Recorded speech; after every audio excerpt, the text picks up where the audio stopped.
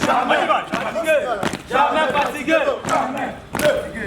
jamais fatigué, jamais fatigué, jamais fatigué, jamais jamais fatigué, jamais pensez à vos objectifs, jamais à vos objectifs de 2024, jamais fatigué, jamais fatigué,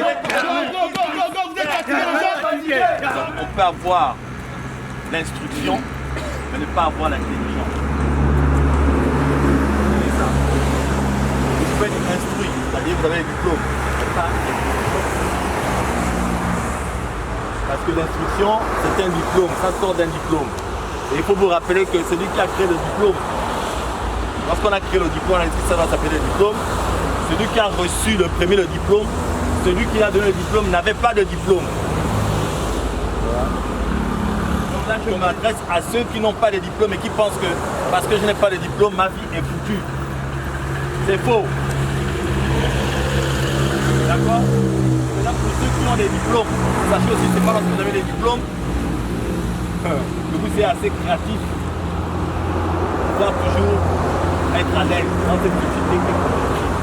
La preuve, le boutiquier n'a pas le bac, il n'a pas le doctorat, mais il fait des prêts aux doctorants, à ceux qui ont les bacs et tout le reste. Au magistrat même, il fait les prêts, celui qui ne sait pas lire écrire, parce qu'il est intelligent. Alors nous allons aller pour notre camp, qui se trouve donc dans la cité du bas de Guégué. Prenez cette distance comme l'objectif que vous devez atteindre cette année.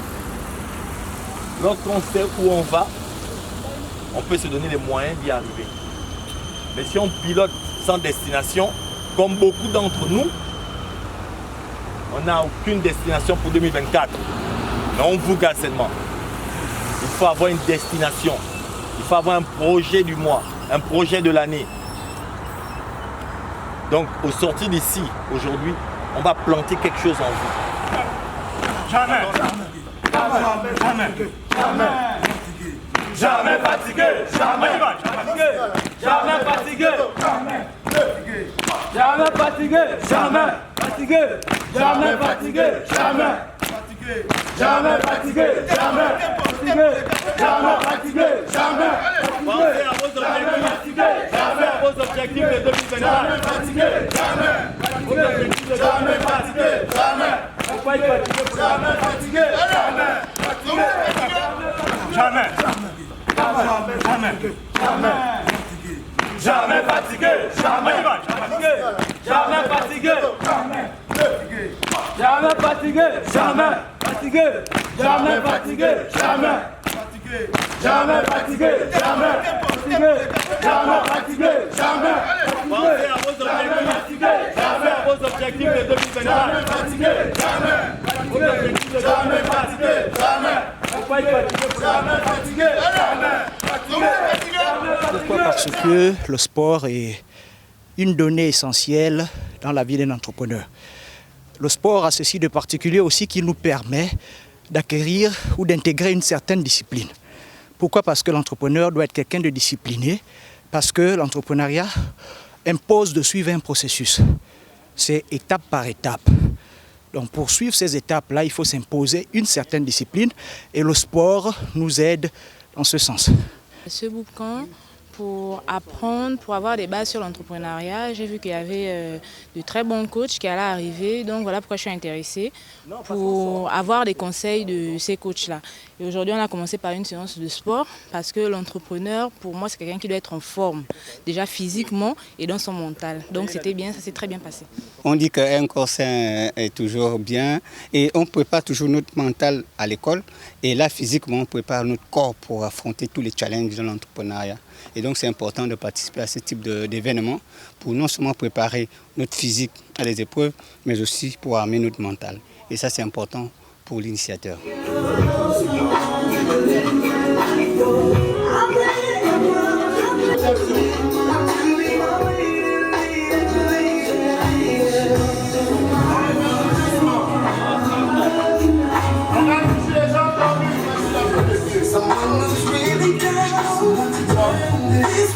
Déjà, il n'y a pas que les entrepreneurs qui sont là.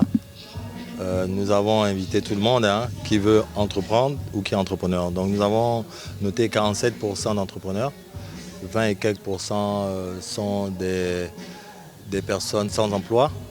Le reste, la troisième catégorie, ce sont les administrés et après les étudiants.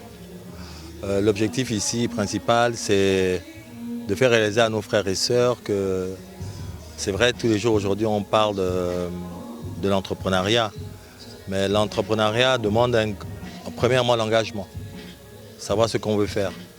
Est-ce qu'on vient pour juste se faire de l'argent, de profit, ou on vient pour innover dans notre pays, transformer, créer. Voilà, donc nous allons essayer de creuser cet abcès pour qu'au moins quand ils sortent d'ici, ils sauront en fait la différence qu'il y a entre un commerçant et un entrepreneur. L'activité sportive de ce matin, lorsque vous êtes un entrepreneur et lorsque vous voyagez beaucoup, au niveau de l'Asie surtout, vous allez remarquer que toutes les écoles en Asie, leur tenue même, c'est le jogging. Pourquoi? Parce que le sport, pour un entrepreneur, prend plus de 40% de son énergie. C'est-à-dire que lorsque vous devez vous déployer, l'oxygène, lorsque vous oxygénez le cerveau, vous êtes plus intelligent, vous êtes plus apte. Donc il était important que l'on commence donc par le sport. Et par le sport aussi, nous travaillons surtout aussi le mental, la psychologie de l'entrepreneur. C'est comme lorsque vous rentrez dans une salle de sport, vous allez transpirer. C'est ça l'entrepreneuriat. Parce que vous allez voir que souvent, certains compatriotes gabonais ou même des frères d'autres pays, lorsqu'ils encaissent un coup, un échec, ils abandonnent tout de suite. Parce qu'ils n'ont pas le mindset des entrepreneurs. Donc cette partie du sport justement est là pour pouvoir préparer nos différents participants à la réalité qui est que l'entrepreneuriat est un combat. On va suivre, il faut l'effort, il faut l'engagement. Vous avez vu aujourd'hui, nous avons eu 214 inscrits, mais nous savons combien sont venus sur place. Beaucoup manquent d'engagement et qui prouvent qu'il y a vouloir et pouvoir. Vous voyez, lorsque vous faites seulement, vous sillonnez la capitale, vous allez voir que devant chaque maison aujourd'hui, quelqu'un essaie de faire une petite activité pour arrondir les bouts. Et c'est là où il faut vraiment éduquer le peuple, qu'il y a une différence entre entreprendre et faire du commerce. Vous comprenez? C'est deux choses vraiment différentes. Parce que sinon, on va juste avoir des personnes qui travaillent juste pour faire leur profit. Mais on parle de la restauration des institutions. Mais les institutions, il m'a dit, les institutions sont faites par qui? Elles sont composées par qui? Par les êtres humains.